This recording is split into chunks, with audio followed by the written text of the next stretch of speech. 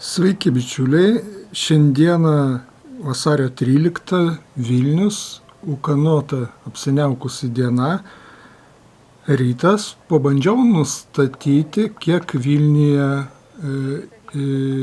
yra radijo stočių, kurias buitinių radijo imtuvų galima sugauti ir kokiais dažniais.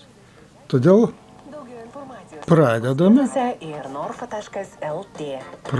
skanuoti Vilniuje veikiančių radijo stočių dažnius.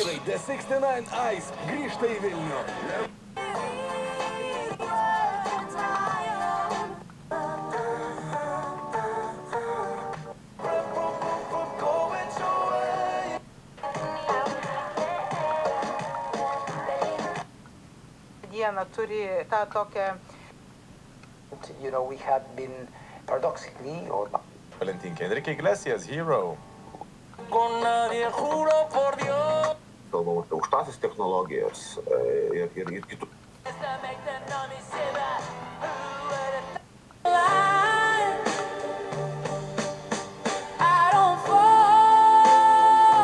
Everybody tell me that I'm sick, cause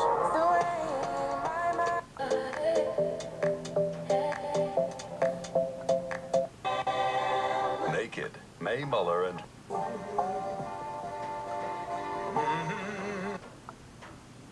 Easy FM dažnis kaip visada tyli.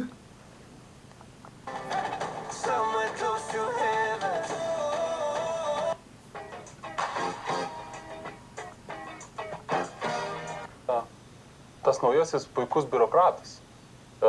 Stoti į gimnazijas ir jų stebėtojai veikiau besidarbuoja. Pradžia, kas ar iki to radiją buvot bandžius?